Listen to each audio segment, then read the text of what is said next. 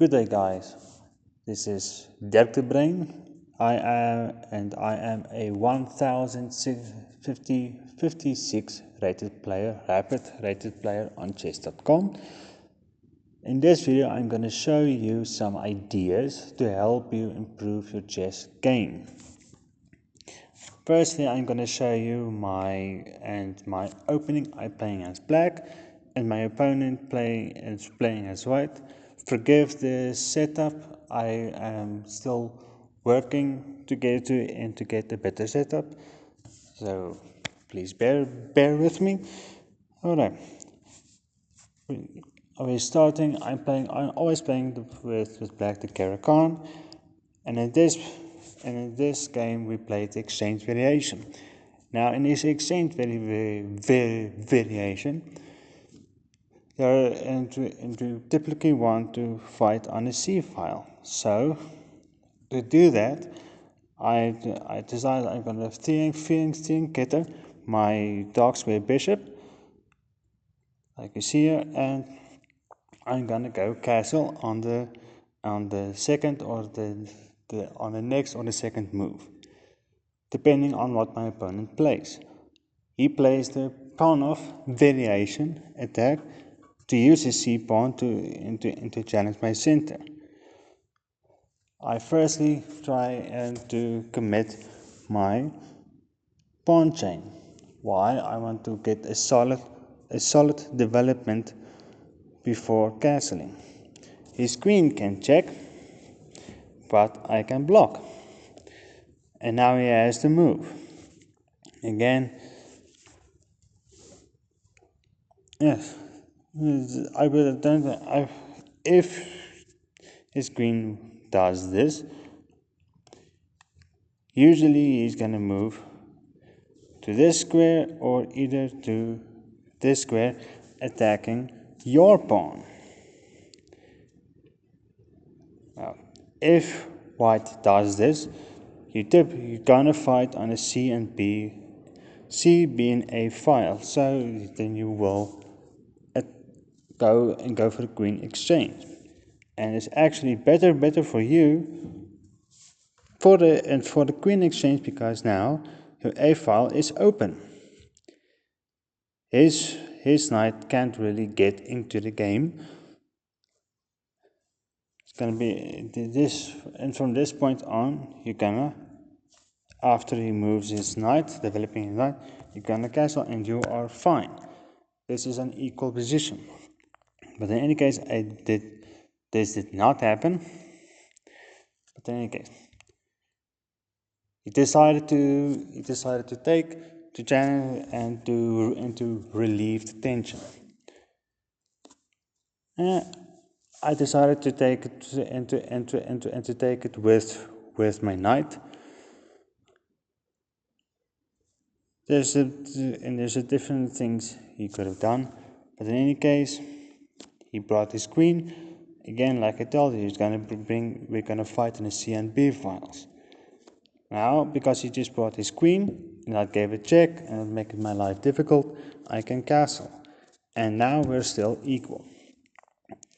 I still need to develop my pieces, put it on active squares, like I told in the other video.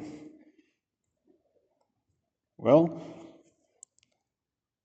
we're gonna fight on the C and B file, so just pushing the pawn, preparing for the knight to go onto that square is fine. He wants to exchange knight. Doesn't bother me. I still have my D pawn is now in the center, and it's gonna be a nice outpost square on the C and E files. He moves his queen back into reroute his queen to go and attack on the king side. I immediately go to the C5 square for my knight, when a typical Caro Kann square for the knight should be. Well, he's trying to make counterplay, but he hasn't developed his bishop, he hasn't developed his rook. So what I'm gonna for this video is how to improve. One thing you can improve is not move your pieces more than once in the opening. Well, I developed my bishop. Why? Because it wasn't developed yet, and I want to put my rook on the c file, where we're gonna attack. And he started pushing his pawns because he wants to bring his bishop to challenge my bishop, so I can't not just take on the on the d file, that backwards pawn. That's now a target. I finish my developing moves, and here the engine says I'm going to show you just the variation quickly. Now, one of the things that can happen, and probably will happen, is okay, his queen is under attack. He's going to take my queen. Queen takes is fine. Now it's check. He can take. And this nice bishop move also. Also actually very instructive. But in any case, I give a check, and he has to take back, and I can take his rook. Now he's down a rook. Now typically, then because we're up material, we can just trade, and now we're fine. This is the line the computer saw. I did not play this. I played a different move. I just brought my rook on the e file. Why? Because the e file is now open. If my bishop moves, it is open. And on the next move, I'm gonna take on the d file. I didn't want to give my opponent tempo moves for him to counterattack. And now this beautiful, beautiful move, I'm really proud of it. Instead of taking the pawn, because it is now blocked by the knight, now I'm attacking his light square bishop, and I'm attacking his queen. So he sacks the queen, and it is the best move. And now he takes with the pawn. And here's another thing, why you need to develop your pieces. Why? Because now I can just take that pawn. It's a free pawn. Why? Because I want to trade down, because then it's light square bishops on light square bishop versus two rooks. So we're going to be equal in material. But he doesn't have a d pawn. Well, he backs away, plundering the rook on the a file. And I took, and my opponent resigned. Why?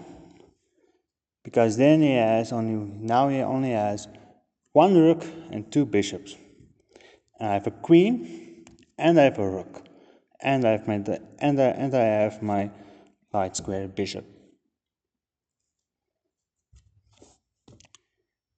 Well, sorry. I said before it's two rooks we equal. I still have a queen. Sorry, my head is not with me today. Sorry, but in any case, this is the position where where we ended up. As you can clearly see, piece development and activating your developing pieces is critical, because if my rook was, let's say, if I did not move back here, and the same move, let's say I did this per se, and the queen came in. I'm gonna go a totally different lines just to show you if he did the same thing. I did this, and he did this, and he took it to the pawn. Now it's just a free bishop. You see? I anticipated that I'm gonna need the E file. See? So this is my opinion. And this is go practice the games. Choose one opening for black, 2 or 3 openings for white, developing your pieces, getting it on active squares to attack. Your opponents will mess up. I promise you that. I promise you that. Don't be afraid to trade queens. Don't be afraid to trade pieces on your terms. Think ahead, and I promise you, you will win. Have a very good day. Thanks for watching.